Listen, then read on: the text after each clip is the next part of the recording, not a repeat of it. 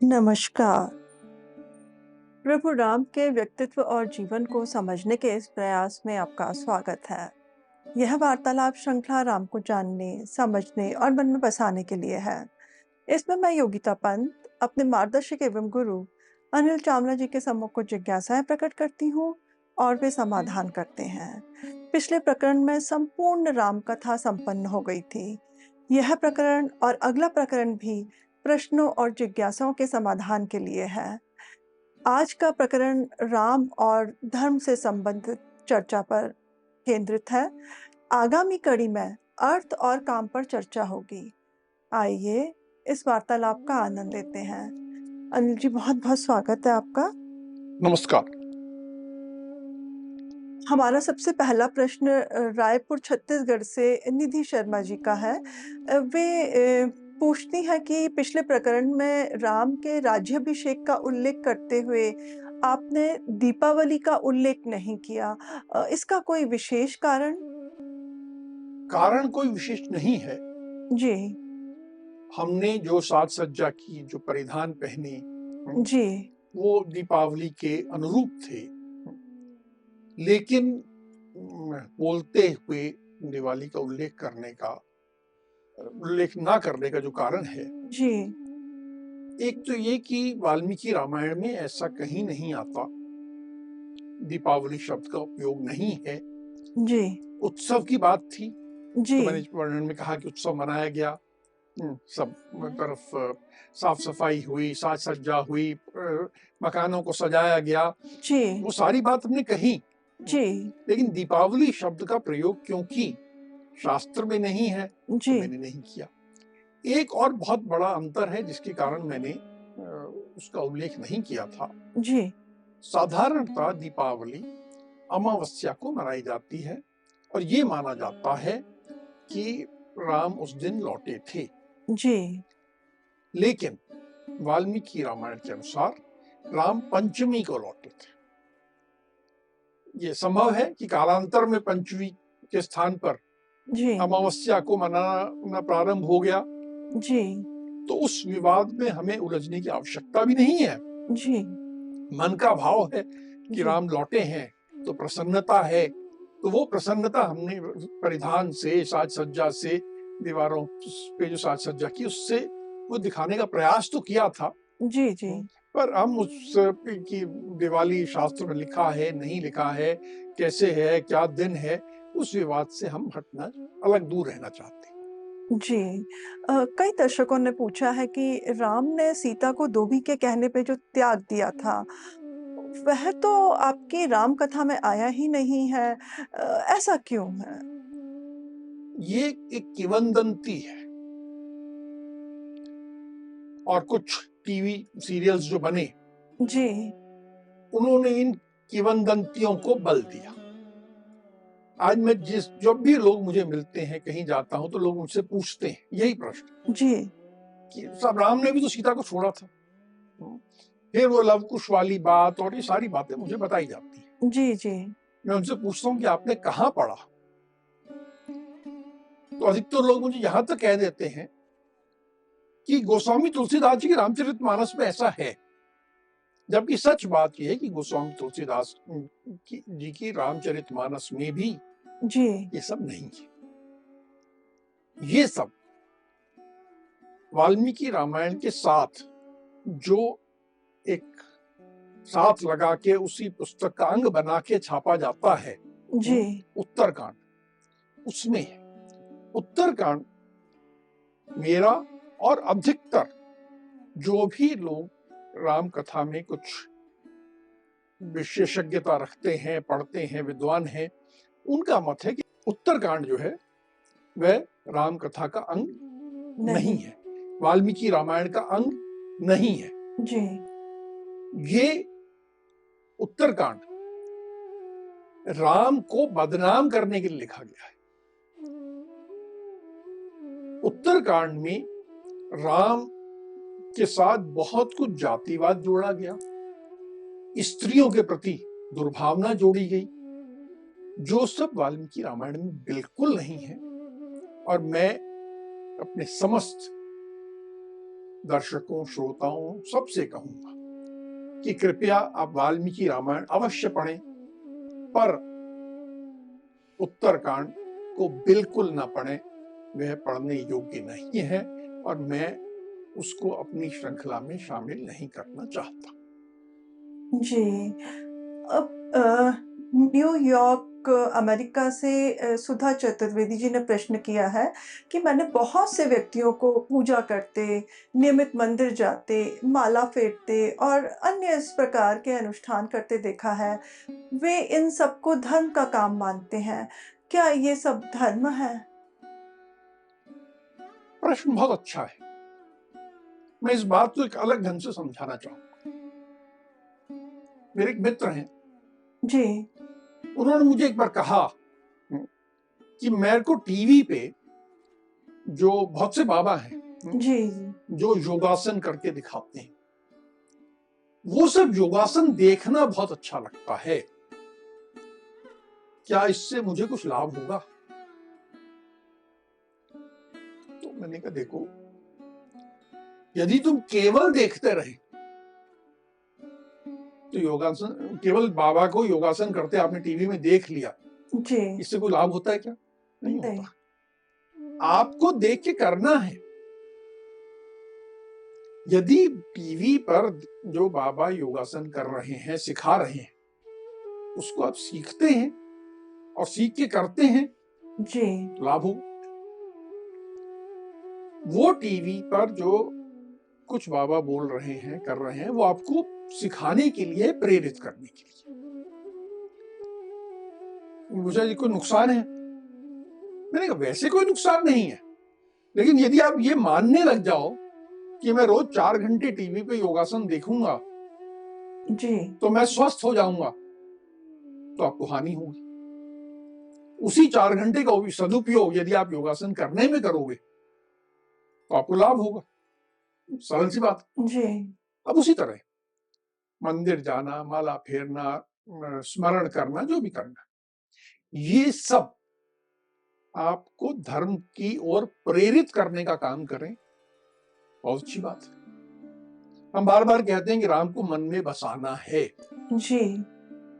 अब यदि राम मंदिर जाने से मेरे को राम का स्मरण होता है और मेरे मन में ये विश्वास, श्रद्धा पुनः और मजबूत होती है कि मुझे राम के अनुसार चलना है और मैं तदनुसार चलता हूं, तो वो जो स्मरण कराने का काम मंदिर मुझे कर रहा है, उससे लाभ हो रहा है। जी। लेकिन यदि मैं मंदिर जाता हूं, मैं सोचता हूं कि मैंने 1001 या 1,00,000 या 1,00,00,000 चढ़ा दिए और उसके बाद मैं अपनी माता से, पिता से दुर्व्यवहार करूं, मित्र से धोखा करूं, व्यभिचार करूं, हर तरह का भ्रष्टाचार करूं, और मैंने 1 करोड़ चलाया तो देवगण मेरी मदद करेंगे? नहीं होगा। वो आपको धर्म के मार्ग पर प्रेरित करने के लिए अवश्य हैं, उनकी उपयोगिता है, अच्छी चीज है, लेकिन वो धर्म का विकल्प नहीं है, वो धर्म नहीं है। धर्म तो वो है जो आपको करना है। जी। आप अपनी पत्नी से तो गाली गलौज में बात करते हैं, या अगर स्त्री है और पति है तो पति को भोजन नहीं देती, पति से दुर्व्यवहार करती है और रोज सुबह 2 घंटे पूजा करती है, तो उस पूजा को कोई लाभ नहीं, वो धर्म नहीं है। जी। भावनगर गुजरात से भुवन भट्ट जी का प्रश्न है कि धर्म का पालन करने या धर्मानुसार कर्म करने से क्या लाभ होता है? देखो, धर्म इस समाज का आधार है। हम एक सामाजिक रूप से जो जीते हैं, जी। वो धर्म के अनुसार चलने से समाज ठीक चलता है, समाज में सुख, शांति, समृद्धि आती है और व्यक्तिगत जीवन में भी सुख, शांति, समृद्धि आएगी। कई बार जब आपको चुनौतियों का सामना करना है तो जो ये पूरा विश्व है, जो ब्रह्मांड है, इसका संचालन करने में जी। कहीं ना कहीं दैविक शक्तियां भी कुछ अपना योगदान करती हैं। जो धर्मानुसार कार्य कर रहा है, तो देवगण, दैविक शक्तियां, ये पूरा विश्व, पूरा ब्रह्मांड उसको ऐसे ऐसे मदद कर देता है, सहायता कर देता है, जो कि कल्पना नहीं कर सकते। तो जीवन में सुख, शांति, समृद्धि आपके इतना ही नहीं, सुख को समझने के लिए हम समझें, सुख में सब कुछ आता है, आपका स्वास्थ्य, आपकी आयु, सब कुछ धर्म से प्राप्त होता है। तो धर्म आपको ये सब देता है। जी। अगला प्रश्न न्यू जर्सी अमेरिका से रचना जी ने पूछा है कि क्या धर्म का पालन करने से मोक्ष की प्राप्ति होती है? मुझे नहीं पता। मुझे पता क्यों नहीं है? क्योंकि वाल्मीकि रामायण में कहीं भी मोक्ष शब्द का उल्लेख ही नहीं है, बिल्कुल कहीं नहीं। और लगभग महाभारत में भी मोक्ष शब्द का उल्लेख नहीं। मोक्ष शब्द, मेरा ऐसा मानना है कि हिंदू धर्म की मूल अवधारणा में सम्मिलित नहीं था, इसीलिए पूरी सब हमने वाल्मीकि रामायण पढ़ ली, कभी मोक्ष की बात नहीं आई। जी। हिंदू धर्म अत्यंत वैज्ञानिक है, सब कुछ हम समझ सकते हैं, बड़ी जिसको अंग्रेजी में इंट्यूटिव है कि हाँ आपको लगता है ऐसा ही होगा। मोक्ष के बारे में कोई कह सकता है कि फला व्यक्ति को मोक्ष मिला और फला को नहीं मिला? नहीं कह सकता। तो इसलिए जो कुछ भी हमने धर्म के पालन की बात कही, जी। उसका मोक्ष से क्या संबंध है? हमारे हिंदू धर्म में ऐसा कुछ नहीं है। जी। मुंबई महाराष्ट्र से हरिभाव काकड़े जी का प्रश्न है कि वन जाते हुए और वन से लौटने के बाद राम ने ब्राह्मणों को भरपूर दान दिया। क्या इससे राम की जातिवादी मानसिकता दिखती है? हमें यहां पर ब्राह्मण शब्द को समझना पड़ेगा। जी। ब्राह्मण से आज की जो परिस्थिति है उसमें जाति के रूप में लिया गया है। जी। जिस काल में वाल्मीकि रामायण लिखी गई और जैसा इसमें पूरा उल्लेख आता है, दो बहुत महत्वपूर्ण लोगों के बारे में हमें समझना चाहिए। एक है ऋषि और एक है ब्राह्मण। ऋषियों का काम क्या है? वो ज्ञान का विकास करते हैं, ज्ञान का संवर्धन करते हैं। अंग्रेजी में कहें तो ज्ञान की डेवलपमेंट, ज्ञान का क्रिएशन, जी। एक नया ज्ञान विकसित करने का काम ऋषियों का है। आज की तारीख में जिसे जो यूनिवर्सिटीज होते हैं उन्हें कहा जाता है गेटवेज ऑफ नॉलेज। जी। कि वो सब स्थानों से ज्ञान को एकत्र भी करते हैं, फिर ज्ञान को नया ज्ञान भी विकसित करते हैं। साइंस, टेक्नोलॉजी सब हमारी यूनिवर्सिटी से निकली है। जी। जैसे आज यूनिवर्सिटीज हैं, उस काल में ऋषि और उनके आश्रम थे। अगर हम अपने जितने ऋषि हुए हैं, प्रमुख ऋषि, जी। सबको देख लें तो ऋषियों में हमें समझ में आएगा कि अधिकतर ऋषि जिनके बारे में मालूम है कि उनके पिता माता कौन है, जी। तो कोई भी ऋषि ब्राह्मण पुत्र नहीं है। आज जो ब्राह्मण जाति की प्योरिटी की, शुद्धता की बात करते हैं कि सब माता भी ब्राह्मण हो, पिता भी ब्राह्मण हो, इस तरह की बात करते हैं, ऐसा नहीं है। खुद स्वयं महर्षि वाल्मीकि के बारे में कहें या महर्षि वेदव्यास के बारे में जिन्होंने महाभारत की रचना की, जी। उनकी माता ब्राह्मण नहीं थी, वो तो एक मछुआरन थी। तो बाकी भी जितने हमारे ऋषि हैं सब में कुछ देखें तो नहीं है। फिर उनके आगे देखें कि ऋषि पुत्र कैसे हैं। अब पूरी वाल्मीकि रामायण में कई बार उल्लेख आया कि रावण ऋषि विश्रवा के पुत्र हैं। जी जी। अब रावण और कुबेर और विभीषण जी तीनों में से किसी को ब्राह्मण तो नहीं कहा जा सकता, ना तीनों कोई ऋषि थे। जी। अर्थात ऋषि का पुत्र ऋषि होगा ऐसा भी आवश्यक नहीं है, और ऋषि का पुत्र ब्राह्मण होगा ऐसा भी आवश्यक नहीं है। ऋषि का ही पुत्र एक कुबेर है, जी वो भी ब्राह्मण कर्म नहीं कर रहा। जी रावण ने तो क्रूर कर्म किया जो कि ब्राह्मणों कर्म नहीं है। जी। अब ब्राह्मण कौन है? जो पढ़ने पढ़ाने का कार्य करे वो ब्राह्मण। ऋषि जिस ज्ञान को विकसित कर रहे हैं जी उस ज्ञान को नीचे समाज में फैलाने का काम करने वाला जी ब्राह्मण। वो किसी भी वर्ग से आ सकता है। जी। महत्वपूर्ण ये है कि वो ये कार्य कर रहा हो। अब ये भी हो सकता है कि चाहे वो ऋषि का पुत्र हो, चाहे ब्राह्मण का पुत्र हो, चाहे पुत्री हो, वो कर्म से ब्राह्मण नहीं, जी कोई और काम कर रहा। जी तो जो काम कर रहा होगा उसको उसी के अनुसार जाना जाएगा।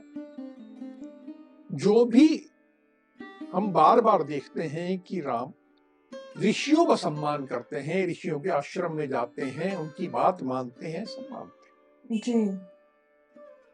वो इस व्यक्ति के बेटे की बात मानेंगे ऐसा नहीं। हमेशा वो एक ज्ञानवान व्यक्ति का सम्मान कर रहे हैं। जी जो शिक्षण के कार्य में लगा है, जो पठन पाठन के कार्य में लगा है, उसका सम्मान कर रहे हैं। ने अपने पूरे प्रसंगों में बार बार ये बात कही है। जी जब हम प्रारंभिक प्रसंगों में थे, जब हम बाल कांड में थे, जी तो हमने ये कहा था, इससे हमें ये सीख लेनी है कि हमें अपने मध्य में जो ऋषि हैं जी उनका सम्मान करना है। जो लोग ज्ञान का विकास करने में लगे हैं, जो ज्ञान को आगे बढ़ाने में लगे हैं, जो जगह जगह से ज्ञान एकत्र करने में लगे हैं, जी उनका सम्मान करें। जो हमारे शिक्षक हैं उनका सम्मान करें। उसकी जाति काकड़े है या सिंह है, इससे क्या लेना देना। यदि मुझे किसी ने पढ़ाया है जी तो मैं उसका उपनाम नहीं देखता हूं, वो तो मेरे लिए पूजनीय है ना। जी यह भाव हमें राम सिखाते हैं। इसमें जातिवाद कहीं नहीं है। जो बाद में छुआछूत आया, जी इसको हाथ नहीं लगाना, इसकी छाया नहीं पड़ जाना, ये पिछले 1000 वर्ष की विकृति है। राम हनुमान को गले लगा रहे हैं तो वानर तो निश्चित रूप से अलग जाति मानी जा सकती थी। जी उन्होंने उस जाति के साथ भी छुआछूत नहीं किया।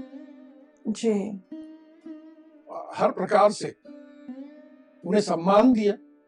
जी भरत आते हैं और सुग्रीव से कहते हैं कि अब से तुम हमारे 5वें भाई हो गए। जी इसमें कहां जातिवाद? जातिवाद तो नहीं है।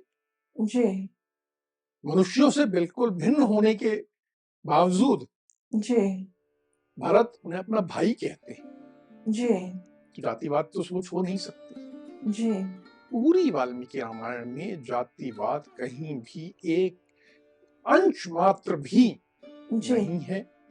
हाँ, बाद में पिछले 1000 वर्षों में जो राम कथाएं सुनाई गई जी उनको इस तरह बदला गया, इस तरह किया गया कि उसमें जातिवाद घुसाया गया। हम उसको ना देखें, उससे अपने मन में हम बायस ना हों, और जी अगर हम देखें तो राम कहीं से भी जातिवाद के पक्षधर नहीं है। जी। अगला प्रश्न हमारा भोपाल मध्य प्रदेश से अमित राजे जी का है।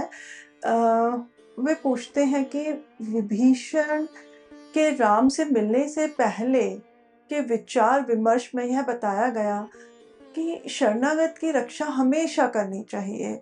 क्या यह हमारे संस्कृति का एक ऐसा पहलू है जिसका हमारे शत्रुओं ने फायदा ही उठाया है? पृथ्वीराज चौहान की गाथा को उदाहरणार्थ लिया जा सकता है। आज के परिप्रेक्ष्य में इसे शायद गांधीवादी कहा जाएगा, जिसे कई तर्कों से गलत बताया जा रहा है। क्या यह हमारे धर्मानुसार और सूक्ष्म विश्लेषण की आवश्यकता रखता है? इसमें 3 बातें अमित राजे जी ने कही है जी, और मुझे ऐसा प्रतीत होता है कि तीनों में कुछ गड़बड़ हो गया है। जी, ये अमित राजे जी की गलती नहीं है, जी, जी, ये पिछले हमारे सैकड़ों वर्षों के सोच में गड़बड़ हुआ है। देखिए, शरणागत जी, में और क्षमा याचना करने वाले में क्या अंतर है, ये समझ लें। विभीषण क्या अपराधी थे? अपराधी नहीं थे। जी, क्या विभीषण ने कोई क्षमा याचना की? नहीं, नहीं, कोई क्षमा याचना नहीं की। नहीं, लेकिन जब विभीषण आए तो उन्होंने कहा, मैं आपकी शरण में आया हूं, जी, मैं आपकी ओर से अपने भाई से युद्ध करूंगा, जी, आगे बढ़कर युद्ध करूंगा, आपके निर्देशों का पालन करूंगा। जी, शरणागत के साथ यह आवश्यक है कि पूर्ण रूप में समर्पण करें। समर्पण आवश्यक है। जी। और वह संरक्षण मांग रहे थे राधे। संरक्षण मांगने वाली बात है जी, कि वो मेरे संरक्षण में आ जाए। जी, शरणागत के साथ ये आवश्यक है। जी, शरणागत होना ये ऐसी चीज नहीं है कि अभी अंदर हो गया फिर बाहर हो गया। जी, क्षमा याचना तो आजकल राह चलते हम किसी को भी सॉरी बोल देते हैं और वो एक क्षमा याचना हो जाती है। जी, क्षमा याचना में समर्पण का भाव नहीं है, संरक्षण का भाव नहीं है। जी, दोनों को इसलिए एक में जोड़ना नहीं चाहिए, दोनों बिल्कुल अलग है। जी, हम क्षमा के उदाहरण देखें, वाल्मीकि रामायण में देखें। जी, राम ने 2 लोगों को क्षमा किया। एक जो लक्ष्मण ने गलती की थी कि वो सीता को छोड़ के चले गए थे, जी, जी, उसके लिए राम ने लक्ष्मण को क्षमा कर दी।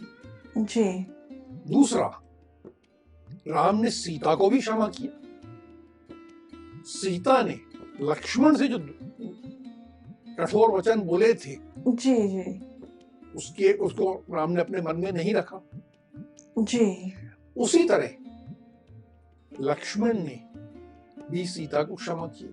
जी, तो इस प्रकार की क्षमा के अनेक उदाहरण हैं, लेकिन हमेशा क्षमा कब करनी चाहिए और कब नहीं करनी चाहिए शास्त्र में बहुत स्पष्ट है। क्षमा का उद्देश्य जी, एक संबंध की रक्षा करना होता है।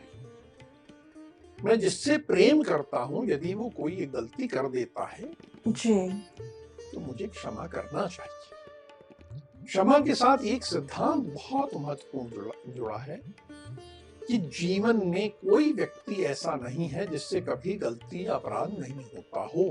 तो जी, यदि किसी ने एक गलती कर दी है, एक अपराध कर दिया है, तो राजा को और व्यक्तिगत जीवन में जी, भी जी, हमें क्षमा करना चाहिए, ये ऐसा कहा गया। तो ये बात समझ में आती। जी, इसमें ऐसा अपराधी जो हम पर आक्रमण कर रहा हो, बार बार कर रहा हो, जी, उसको क्षमा करने की बात नहीं है। जी, जिसकी नियत ही खराब है, जी, उसको क्षमा करने की बात नहीं है। जी, यदि हम याद करें तो ये बात आई थी, राम ने कहा था कि यदि रावण भी आके मेरी शरणागत हो जाए जी, तो मैं उसको शरण में स्वीकार कर लूंगा, जी, कहा था। जी, अब उन्होंने ये नहीं कहा था कि रावण यदि क्षमा याचना कर ले तो मैं माफ कर दूं। जी। दोनों में अंतर है। यदि वो मेरे शरणागत होगा तो उसको मेरे ढंग से चलना पड़ेगा, राम के अनुरूप चलना पड़ेगा। अनुरूप चलना पड़ेगा। जी। क्षमा याचना का अर्थ तो ये कि आज क्षमा मांगी फिर अपने रास्ते चल रहे हैं। जी। जो पृथ्वीराज चौहान जी का अमित राजे जी ने उदाहरण उल्लेख किया, जी। उदाहरण दिया, जी। उसमें जो हमें आक्रमण करने वाला था वो शरणागत नहीं हुआ था।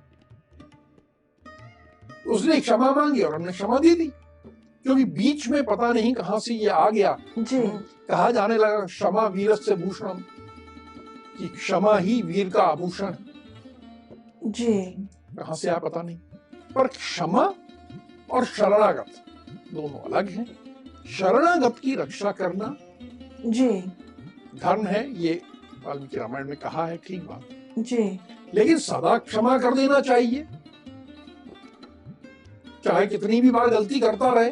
जी। ऐसा नहीं, और ये गलत बात है। जी। और तीसरी बात जो कही उन्होंने, ये उसी को गांधीवादी सोच के रूप में, जी। तो ये तो गांधीवादी सोच में तो और आगे बढ़ गए। कहने लगे कि कोई अगर आपके एक गाल पे थप्पड़ मारे तो दूसरा गाल सामने कर दो। जी। ये इसको हम वाल्मीकि रामायण महाभारत इसको मानने वाले कतई स्वीकार नहीं कर सकते। जी। अनिल जी, ग्राम वर्धा, तहसील सिलवानी, जिला रायसेन, मध्य प्रदेश से रामनारायण पटेल जी ने इसी संदर्भ में प्रश्न पूछा है कि अहिंसा परमो धर्मः के बारे में हिंदू धर्म की क्या सोच है? कि जैसे क्षमा वीरस्य भूषणम, मैंने कहा कहां से आया मुझे पता नहीं। जी।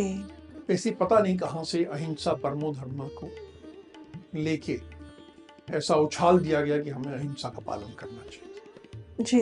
पूरी वाल्मीकि रामायण में कहीं भी अहिंसा परमो धर्म नहीं है। महाभारत में एक प्रसंग आता है जी। जहां ये आता है, लेकिन ऐसे किसी भी वाक्य को उसके संदर्भ में पढ़ना आवश्यक है। जी। बिना संदर्भ के अर्थ का अनर्थ हो जाता है। संदर्भ क्या है? जी।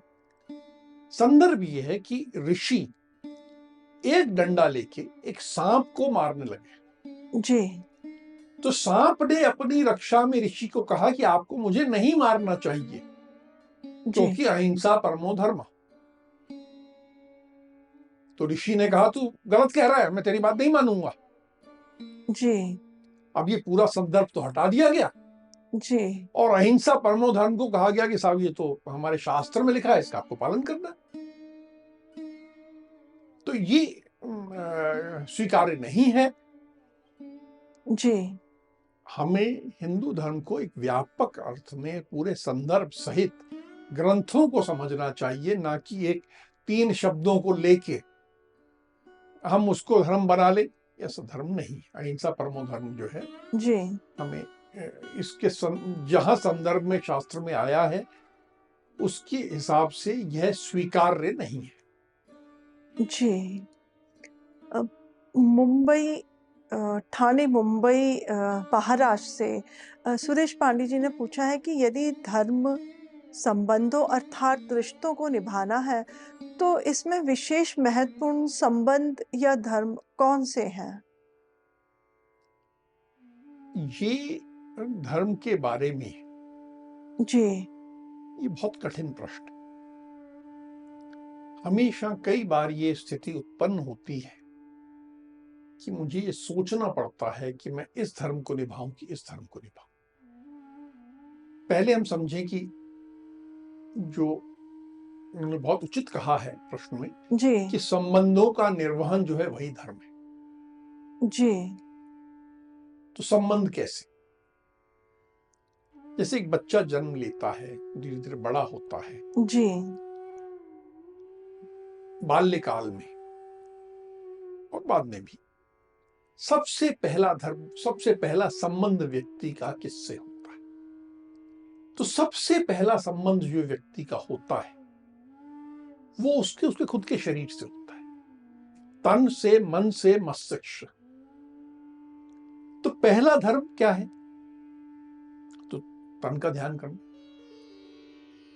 भोजन करना, जी, निद्रा, भोजन, में व्यायाम करना, सब अपने तन का मैं उचित ध्यान करूं, ये एक धर्म है। जी, मन का विकास ठीक हो, मस्तिष्क का विकास ठीक हो, तो इसके लिए पढ़ाई करना। जी, आजकल स्कूल जाता है, कॉलेज जाता है, कोई परीक्षा में पास होता है, ये भी एक धर्म का निर्वहन है।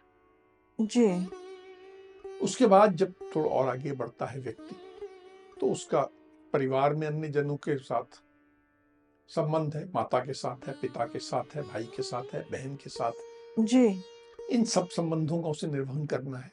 जी, फिर वो कहीं नौकरी करता है, फिर वो एक समाज का अंग है। जी, तो इन सब के साथ हर व्यक्ति जीवन में सदा सामंजस्य बना के चलता है। जी, अब कई बार ऐसी स्थिति बनती है कि कुछ विरोधाभास आ जाते हैं। जी, एक धर्म मुझे एक दिशा में ले जा रहा है, दूसरा धर्म दूसरी दिशा में ले जा रहा है, जी, तो क्या किया जाए? इसके लिए एक सूत्र बहुत महत्वपूर्ण आया। जी, वो मैं संस्कृत में सूत्र नहीं कहूंगा, बहुत उसकी मुख्य बात कह दूंगा कि यदि मुझे त्याग करना है, जी, तो एक ग्राम के लिए मैं एक व्यक्ति का त्याग कर सकता हूं, या और पहले चले जाएं तो परिवार के लिए एक व्यक्ति का त्याग हो सकता है। तो जो मेरा कर्तव्य, मेरा धर्म पूरे परिवार के प्रति है, उसके लिए मैं एक व्यक्ति से जो मेरा धर्म है उसको त्याग कर सकता हूं। गांव के प्रति जो है, उसके लिए मैं परिवार के प्रति जो मेरा कर्तव्य है उसका त्याग कर सकता हूं। जी, जो समाज के प्रति हो, उसके लिए मैं ग्राम का त्याग कर सकता हूं। जी, और कई चीजें ऐसी होती हैं जो धर्म के लिए है, जो कि आदर्शों के लिए, उसके लिए सबका त्याग करना। अब मैं एक उदाहरण से बात समझाता हूं। जी, राम ने जब सुना कि पिता ने एक वचन दिया है माता को, माता कैकेयी, जी, तो उन्होंने कहा कि धर्मानुसार पिता का वचन निभाना यह पुत्र का धर्म है, और मैं इस धर्म का निर्वहन करूंगा, और मैंने जो कह दिया ये सत्य हो, ये भी मेरा धर्म है। तो ये एक बड़ा सिद्धांत हो। जी, इसके बाद पिता ने उन्हें आदेश दिया कि तुम इस माता कैकेयी को और मुझे दोनों को कारागार में डाल दो, जी, और अपना राज्याभिषेक करा लो, और जब भरत आए तो उसको भी कारागार में डाल देना, और तुम राजा बन के बैठो, मैं कारागार में जीवन गुजारूंगा। जी, अब साधारणतः ये कहा जाएगा कि राम का कर्तव्य था कि पिता के आदेश का पालन करें, पिता के आदेश को मानना चाहिए था। लेकिन राम ने कहा नहीं, मैं आपका आदेश नहीं मानूंगा, क्योंकि पिता के वचन का पालन करना यह एक धर्म है, और इस धर्म के लिए मैं इस धर्म का त्याग कर रहा हूं। और यहां तक कि उन्होंने पिता का भी त्याग कर दिया। उन्होंने महाराज को छोड़ा, अयोध्या को छोड़ दिया, वन में चले गए। तो वो एक सिद्धांत कि पिता के वचन का पुत्र को पालन करना चाहिए, इस सिद्धांत के लिए, इस धर्म के लिए उन्होंने सब कुछ का त्याग कर दिया। जी, तो ये इस प्रकार से हमें एक जो कह सकते हैं कि हायरार्की बनानी पड़ती है, और कठिन होता है कई बार, जी, निर्णय लेना आसान नहीं होता। जी, इसलिए जो हम शास्त्रों का अध्ययन करते हैं, सुनते हैं, और फिर जैसा मैंने पिछले प्रकरण में अंत में कहा था कि जब ये परिस्थिति आती है कि इधर जाऊं या इधर जाऊं, तो हम अपने जो पूज्य हैं, राम है, सीता है, लक्ष्मण है, हनुमान है, इनकी ओर देखते हैं और इनके जीवन से जो हमें सीख मिलती है जी, उसको पालन करने का प्रयास करते हैं। जी, फिर भी समझ में नहीं आता तो मैं हमेशा कहता हूं कि आंखें बंद करके मन में जिस राम को आपने बसाया उनसे पूछ लो, वो बता दे, वो कर लो। जी, इस प्रकार धर्म का निर्धारण हो जाता है। जी। ये अंतिम प्रश्न पुणे महाराष्ट्र से श्रीधर ताम्रपाणी जी का है। उनका है, वो कहते हैं कि सदा ये सुना है कि धन संपत्ति सब मोह माया है और इससे मन हटाकर राम या कृष्ण का जाप करते हुए त्याग करना चाहिए। वाल्मीकि रामायण में इस विषय में क्या मत है? वाल्मीकि रामायण का इस विषय में क्या मत है? जो भी आपको ऐसा कहता मिलेगा कि आप धन संपत्ति का त्याग कर दो, जी, इसी वाक्य का दूसरा हिस्सा होगा। इस वाक्य का दूसरा हिस्सा मालूम है क्या होता है? जी, कि वो जो तुम्हारे पास धन संपत्ति है ना, जी, वो बहुत खराब चीज है, वो मुझे दे दो। अर्थात ये मोह माया तुम्हारे लिए है, मुझे दे दो, मैं अपने आश्रम को, अपने मंदिर को, अपने को सब बड़ा कर लूं, मेरे पास एक मर्सिडीज आ जाए, रोल्स रॉयस आ जाए, वो तो मेरे पास मोह माया नहीं है, तुम्हारे पास है। अर्थात तुम गरीब होते जाओ और मैं अमीर होता जाऊं। आज जी, पूरे देश में अनेक आपको मठ मिलेंगे, मंदिर मिलेंगे, सब मिलेंगे जो इसी प्रकार अमीर हुए हैं। जी, अगर इतनी धन संपत्ति मोह माया है तो ये सब मठ मंदिर अपनी धन संपत्ति का त्याग क्यों नहीं करते?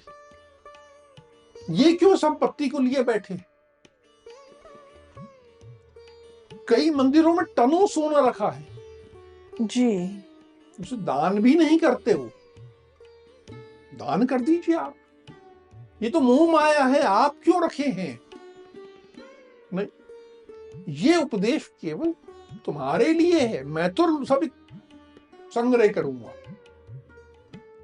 ये आज के पिछले कुछ वर्षों में, मैं मानता हूं लगभग 1000 वर्षों में यह एक चला, जी, और हम जो गुलाम हुए हैं इसी कारण कि समाज गरीब होता गया और जो ये कहने वाले थे वो अमीर होते गए। जी, वाल्मीकि रामायण में सदा त्रिवर्ग की बात की गई, धर्म अर्थ काम,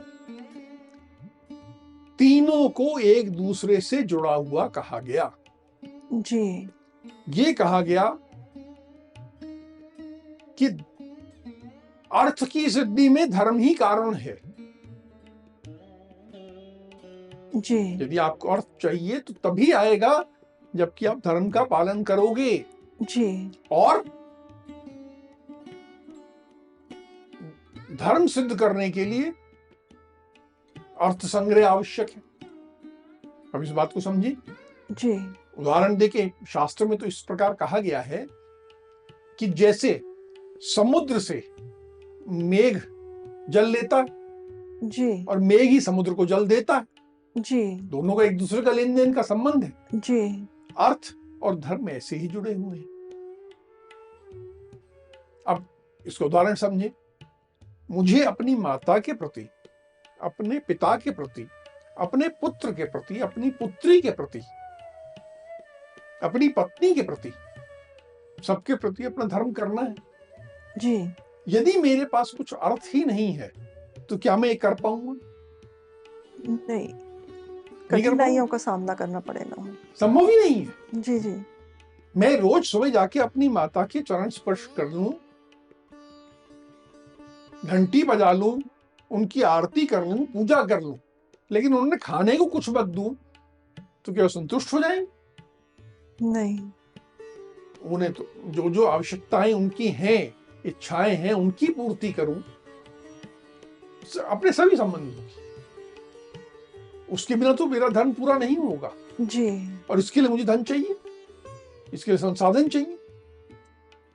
तो ये हमारे जो मूल ग्रंथ हैं वाल्मीकि रामायण में, जी। धर्म अर्थ काम में अर्थ को केंद्र बिंदु माना गया है। उसी पर धर्म भी आधारित है, और धर्म से ही अर्थ की सिद्धि होती है, और इन दोनों का फल काम है। जो कामेच्छा की मेरी पूर्ति होती है, जी। कामेच्छा की पूर्ति का अर्थ क्या है? मैं सुंदर कपड़े पहन पाता हूं। जी। मैं सुंदर कपड़ा कैसे पहन पाता हूं? क्योंकि मैं खरीद पाता हूं। जी। अगर मेरे पास अर्थ नहीं होगा तो मैं अच्छा कपड़ा पहन पाऊंगा क्या? नहीं। क्या मैं विवाह कर पाऊंगा क्या? नहीं। तो काम की पूर्ति नहीं होगी मेरी। तो धर्म अर्थ काम आपस में जुड़े हैं। जी। यदि कोई इनमें से एक को नजरअंदाज करता है, एक के प्रति ध्यान नहीं देता, तो तीनों डूब जाती हैं, उसका विनाश होता है। जी। हम इस संबंध में अर्थ और काम के विषय में अगले प्रकरण में और चर्चा करेंगे, तब और विस्तार से बात करेंगे। जी। अनिल जी, आज की धर्म की चर्चा अत्यंत शिक्षाप्रद थी। आज की इस चर्चा को हम यहीं विराम देते हैं। अगले प्रकरण में अर्थ और काम पर चर्चा होगी, उसके बाद यह श्रृंखला संपन्न हो जाएगी। राम राम। राम राम।